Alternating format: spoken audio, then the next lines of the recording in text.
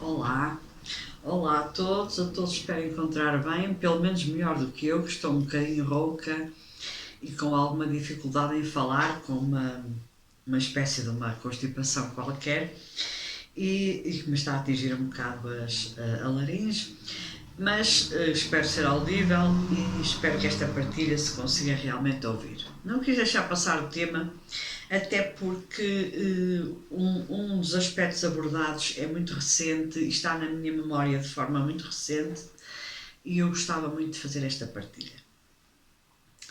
Para quem não me conhece, o meu nome é Manuela Tavares, sou o rosto e a pessoa por trás do projeto de Terapias Melhor Holística, sou terapeuta holística, formadora e consultora de mesa radiónica e de radiestesia e facilitadora de cursos de autoconhecimento e desenvolvimento espiritual. E tens tudo sobre mim em www.terapiasmelhorholistica.com. É o meu site a partir do qual tens acesso a todas as minhas páginas, seja de Instagram, Facebook, blog e este canal de YouTube. E também a todos o meu currículo e evidentemente a todos os cursos que tenho em plataforma online e também presenciais. O tema que hoje eu gostaria muito de falar era este. Que sorte eu tenho em ser branca. Que felicidade que eu tenho em ter nascido branca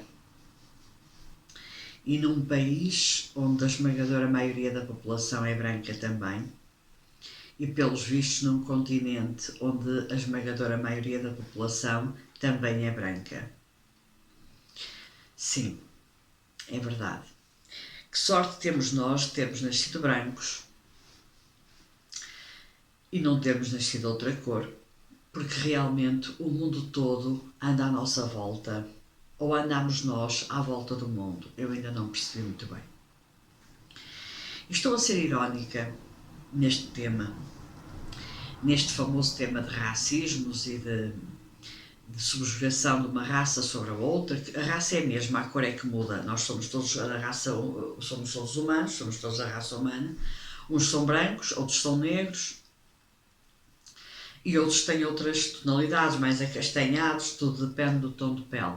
No meu caso concreto, eu tenho dois tipos de tonalidades. Tenho este muito branco e tenho outro menos branco. Portanto, a minha pele, inclusivamente em certas partes do meu corpo, é mal definida, porque realmente, se for por este tom, eu sou branquíssima. Por este tom, eu já não sou tão branquinha, sou mais ou menos.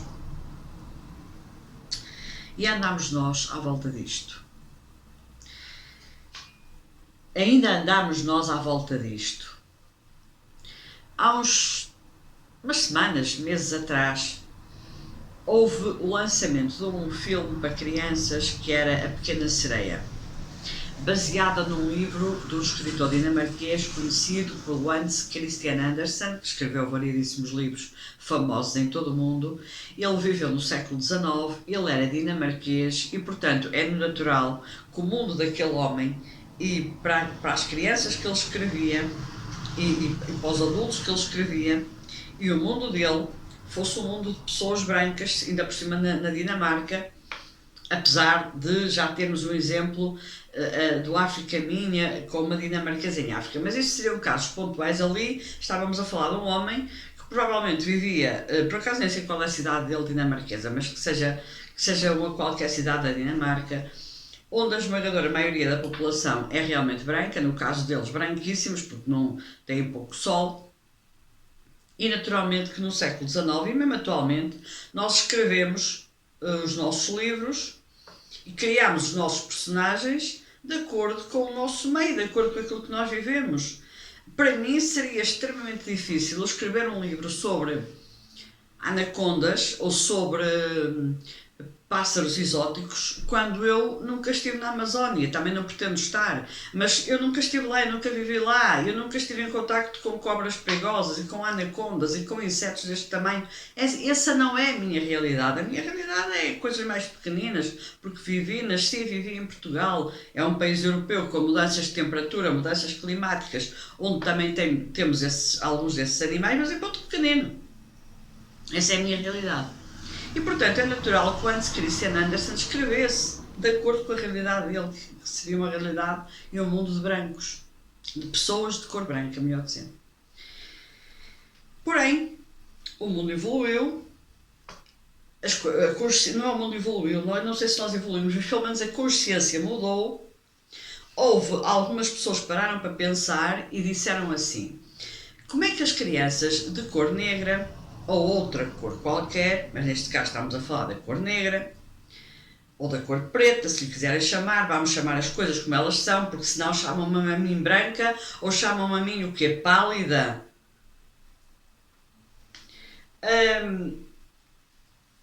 E aquelas crianças não têm nenhuma referência, ou seja, não há livros do século XIX criados para essas crianças, mas essas crianças atualmente existem e elas têm de ter padrões, elas também têm de ter arquétipos, elas também têm de ter ilusões, porque faz parte do mundo infantil criar príncipes e princesas, faz parte do mundo infantil criar heróis. E os escritores que criaram todos estes arquétipos, da Pequena Princesa e outros que tais, criaram-nos para crianças brancas, porque quase todos eles eram europeus e em países, como é o caso deste, dinamarquês, profundamente branco, tudo de olhos azuis, e dificilmente se calhar o homem algum dia tenha escrito para crianças até de olhos pretos e cabelo escuro, como é o caso em Portugal, por exemplo, e no sul da Europa temos todos uma pele muito mais escura do que o norte da Europa e temos todos os cabelos mais escuros do que o norte da Europa. Isto tudo aqui dentro. Bom, foi o Armageddon, porque houve críticas mordazes, houve comentários absolutamente dispensáveis, houve aquela história dos likes e não likes nos YouTubes e não sei o quê, muita gente, milhares ou milhões de pessoas a porem que não gostavam, porque a sereia não tinha nada que ser negra. Enfim. E, entretanto, para justificar que isto tinha o seu efeito e que isto era uma evolução e que isto era realmente o ir ao encontro também das crianças negras que precisam de ter estes heróis e todos estes arquétipos, começaram a filmar, e eu isso vi, crianças portanto, de cor negra a verem a Pequena Sereia. E o espanto delas e aquilo que mais comovia era o rosto daquelas crianças de ficarem completamente deslumbradas de ver uma sereia negra. Porque se identificavam e diziam, mas ela também é negra como eu, dizia uma das crianças. Ela também é negra como eu, ela tem a mesma cor da minha pele. Portanto, isso para elas era uma coisa, porque não estão realmente habituadas. Eu comecei a refletir bastante sobre isso e pensei assim, na realidade, Portugal não é um exemplo para ninguém, porque temos um número de pessoas negras em Portugal muito, muito pequeno relativamente aos Estados Unidos, ou ao Brasil, ou a outros países onde realmente a mistura é muito grande e realmente há uma população, um número muito elevado de vários tipos de cor de pele dentro de cada país. Mas eu quando vou comprar uma prenda para alguma criança que nasce de alguma amiga ou um amigo ou o que for, de pessoas até da família, na verdade eu comecei a pensar, eu digo, não há muitas bonecas em Portugal negras, quer dizer, Barbies negras, eu acho que nunca vi nenhuma, se calhar agora há, mas há uns anos não havia nada. Aqueles bebés que se oferecem, aqueles chorõezinhos, os nenucos, que se oferecem às crianças depois nos aniversários e não sei qual.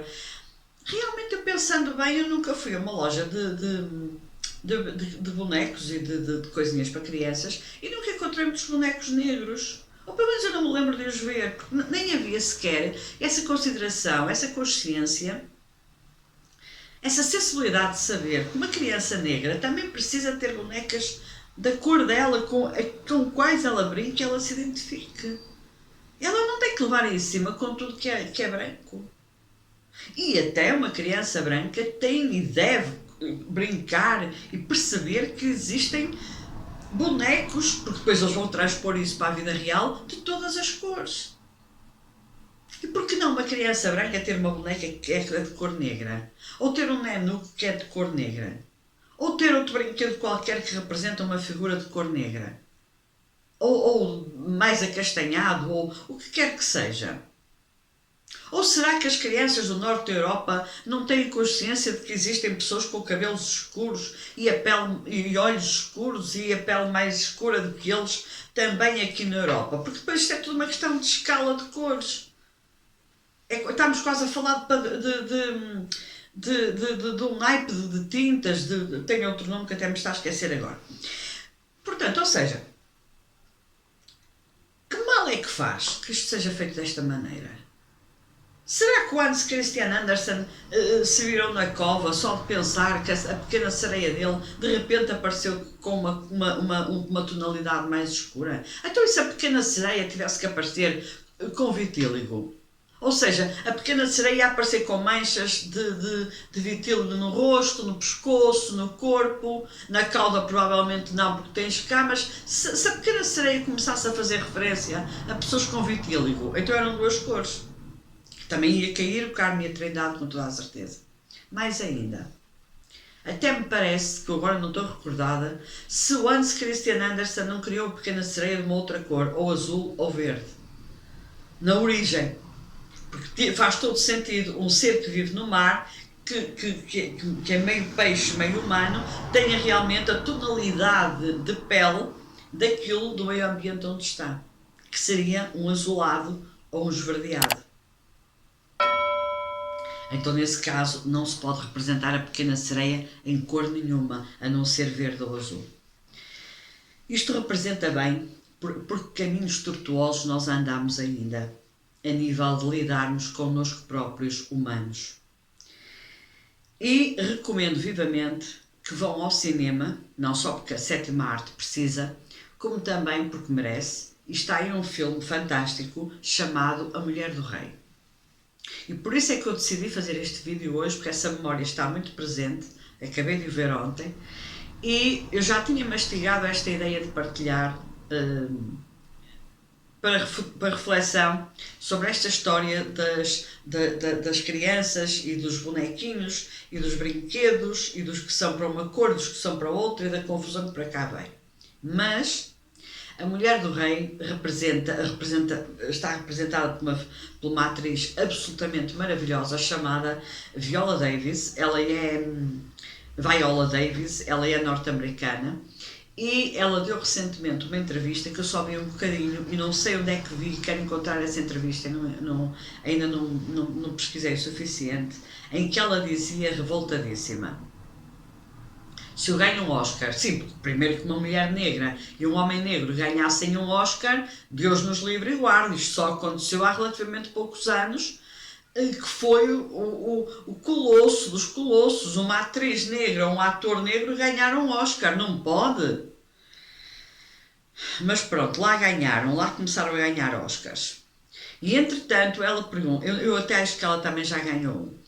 Ela já é oscarizada. Então ela perguntava o seguinte: se eu ganho Oscars, se eu trabalho como os outros trabalham, se me elogiam porque eu sou uma excelente atriz, se fazem críticas ao meu trabalho maravilhosas de que sou realmente isto e aquilo e aquilo outro, então porque é que eu ganho muitíssimo menos do que outra atriz branca?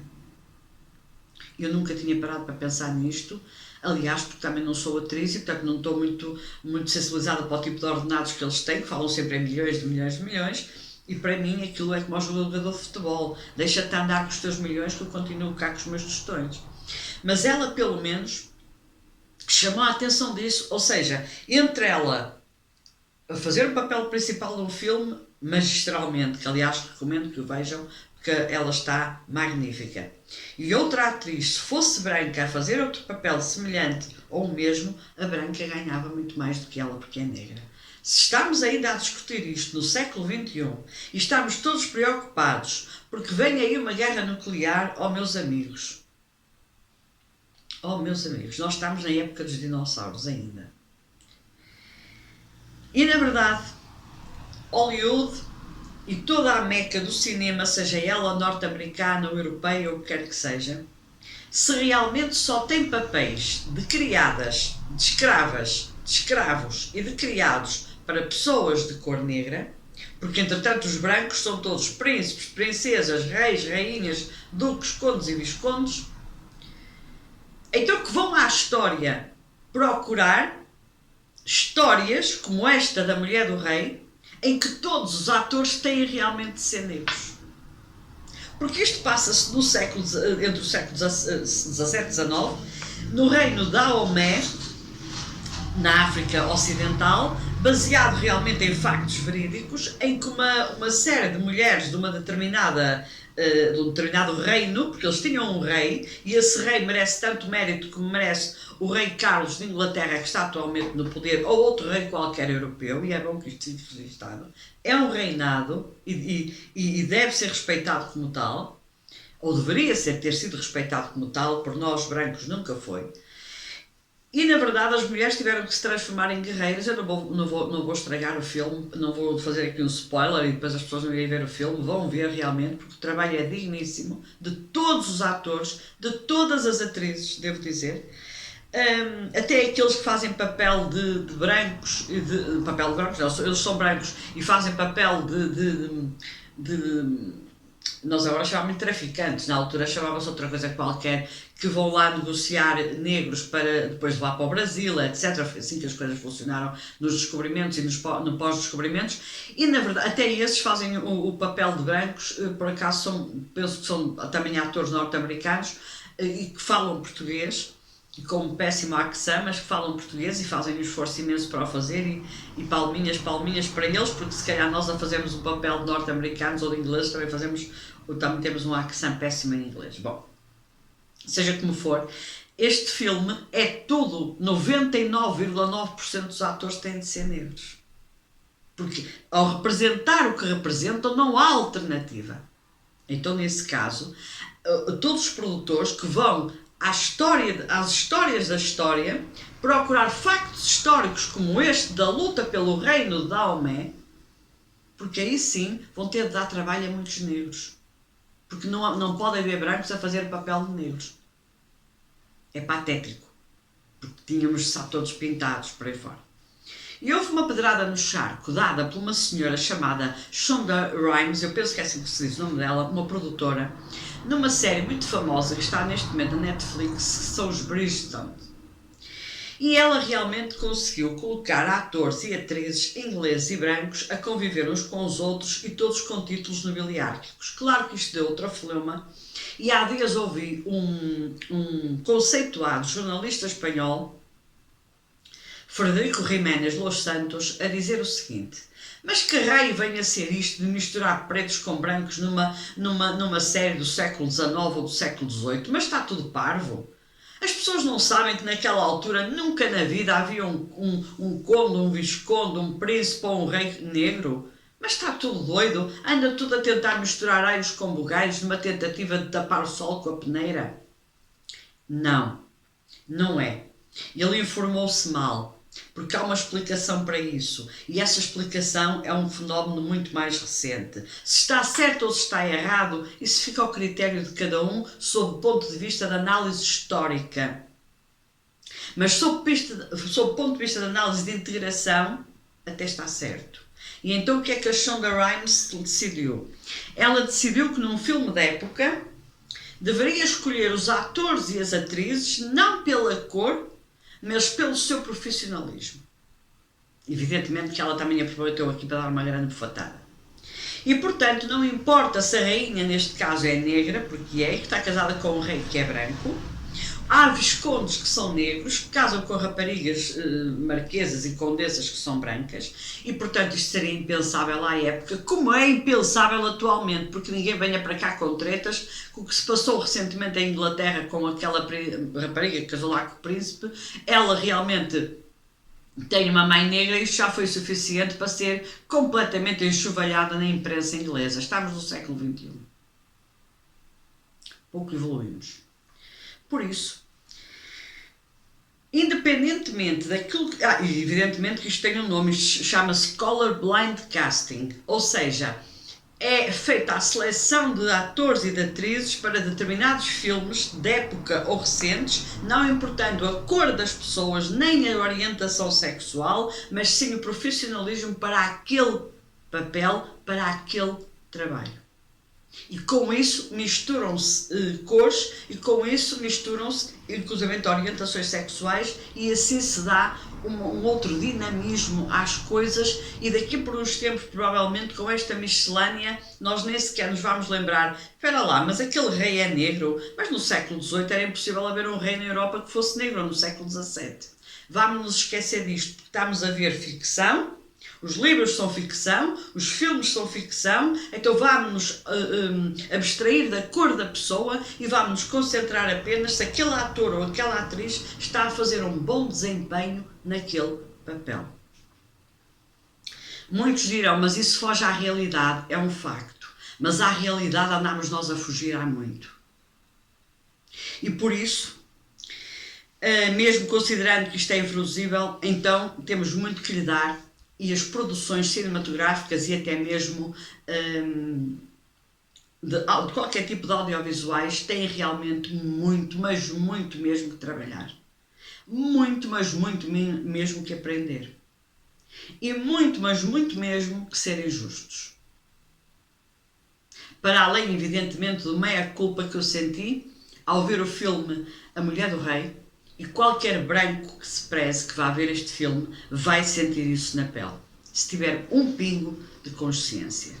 Por isso, chega, já cansa esta discussão entre negros e brancos, entre podes fazer isto ou tens de fazer aquilo, entre um não pode fazer nada, o outro pode fazer tudo, as crianças negras não têm acesso a filmes da Disney com histórias de heróis e de vilões negros. Isto não pode ser, porque nós todos temos que nos identificar com isso. As crianças têm que se identificar com determinados arquétipos. E, portanto, isto tem de ser geral. E realmente, antigamente, os negros, sim, não tinham acesso à cultura. Não iam à ópera, não iam ao cinema, não iam ao teatro. E, portanto, os papéis que lá representavam, se representassem, eram sempre de criados ou de escravos. Mas agora sim têm, e portanto convém que as coisas comecem a mudar e convém que realmente a sociedade abra de uma vez por todas os olhos, altere a sua consciência, suba a sua consciência e comece a considerar o seguinte: nós temos muitas tonalidades de tom de pele, só eu tenho 2, e tu quantas é que tens? E por isso, do norte da Europa ao sul da Europa, nós temos muita mudança de cor. Como também em África ou na América, no continente americano, há um naipe alargadíssimo de tons de pele. Nós somos todos a mesma raça. É humana. Ponto. E se formos pelo menos humanos, já somos alguma coisinha. Um grande abraço de luz. Que os anjos nos deem a todos consciência, juízo e discernimento e lucidez, para começarmos realmente a ser humanos. E que a fé nos ilumine as nossas cabeças e nos dê abertura e nos dê capacidade de visão para nós deixarmos de olhar única e simplesmente para o nosso umbigo. Até breve, até à próxima partilha. Fiquem bem.